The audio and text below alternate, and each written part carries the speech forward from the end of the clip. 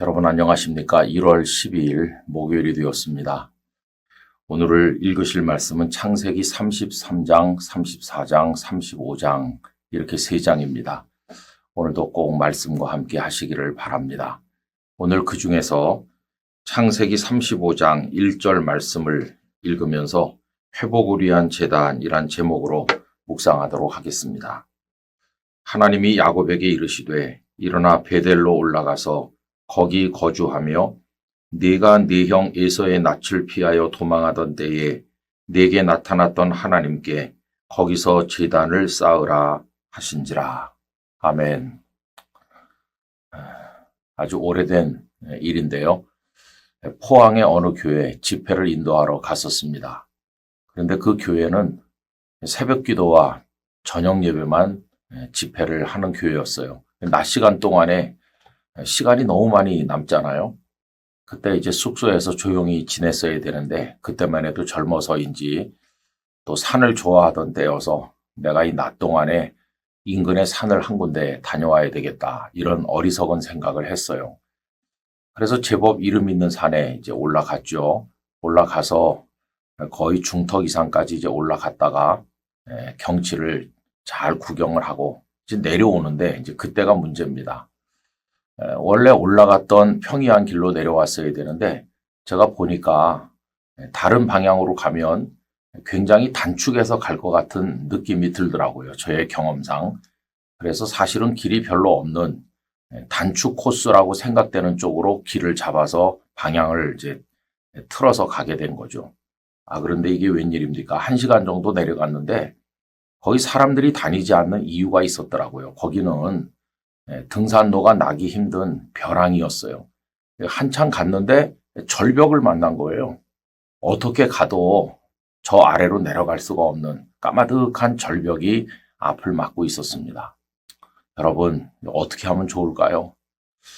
정말 그날 당황했어요. 왜 그러냐 하면은 그리로 바로 내려가면 시간이 좀 넉넉하게 남을 텐데 길이 끊겼잖아요.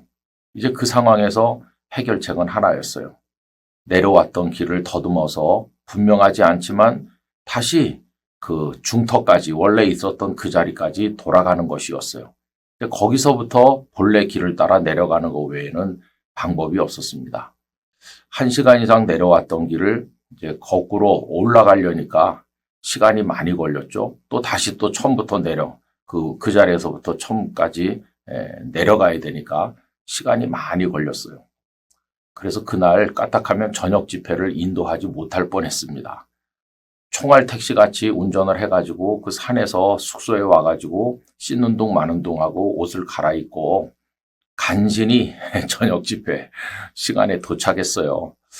그 교회 성도들은 아시는지 모르는지 저는 태연하게 집회를 인도했는데 얼마나 제 스스로 저를 꾸짖었는지 모릅니다. 다시는 집회 인도하러 가서 딴짓은 안 해야 되겠다.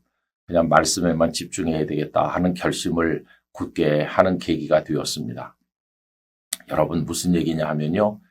길이 없어졌을 때 어디로 가야 될지 모를 때 방법은 하나예요. 길을 알 수 있는 그 원점으로 돌아가서 거기서 다시 출발하는 거예요. 오늘 본문은 야곱의 얘기인데 야곱이 형 에서의 낯을 피해서 외삼촌의 집으로 도망할 때 하나님께서 베델에서 나타나서 그에게 은혜를 주셨는데 그가 그때 하나님 앞에 서약한 게 있어요. 이 길에서 나를 지키시고 돌아오게 해주시면 내가 다시 이곳에 와서 하나님 앞에 제단을 쌓겠습니다. 이곳이 여호와의 전이 될 것이요 라고 약속을 굳건하게 스스로 했거든요. 그런데 그의 인생 최대의 난제라고 할 수 있는 형님 에서와 화해하는 것이 그 약복강 나루토에서 이제 야곱이라 하지 말고 이스라엘이라 하라. 이 은혜를 입은 다음에 하나님의 은혜로 형과 화해가 됐잖아요. 이제 그에게 남은 것은 빨리 아버지에게 돌아가서 효도하고 이제 평안한 복을 누리는 것밖에 없었어요. 그런데 사람의 욕심이 이걸 다 망가뜨려 놓은 겁니다. 그는 아버지에게 서둘러 돌아가지도 않았고 베델에 가서 제단을 쌓지도 않았어요. 그는 숲곳에 우리를 짓고 정착하려고 했는가 하면 세겜에는 아예다 땅을 사고 머물려고 했어요. 결과가 어떻습니까? 참 부끄러운 일을 당했는데 딸이 그 세겜에서 겁탈당하는 일이 있었고 그에 대한 복수로 시므온과 레위가 세겜 주민들을 학살하게 되었고 그리고 큰 두려움이 임했어요. 세겜 주변 사람들이 자신들을 해코지하면 어떡하나. 이렇게 그가 갈피를 잡을 수 없는 혼란 지경에 빠졌을 때 하나님께서 오늘 35장 1절의 말씀을 주신 거죠. 하나님이 주신 해법이 뭡니까? 그 원점으로 가라는 거예요. 네가 나한테 서원하던 다시 이곳에 돌아와서 하나님 앞에 제단을 쌓겠습니다 했던 네 입으로 그렇게 말하던 그때로 돌아가라. 이렇게 말씀하신 거죠. 그래서 야곱은 모든 것을 다 정리해가지고 베델로 올라갑니다. 그 오래전 하나님께서 자신에게 은혜를 베푸셨던 그 자리, 하나님 앞에 순수한 마음으로 서원했던 그 자리로 그 원점으로 돌아가서 거기서 경배함으로써 인생을 다시 출발하게 됐어요.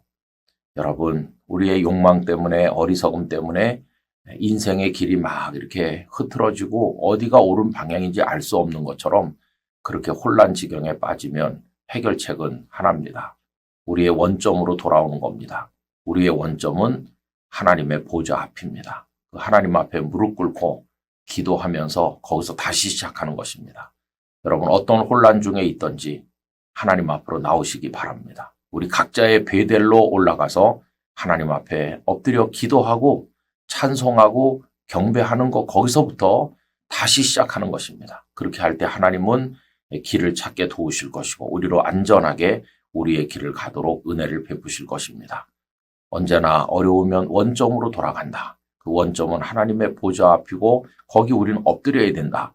이 사실을 기억하며 하나님 앞에서 잘 지나서 여러분의 길을 잡아 나가시기를 간절히 기원합니다.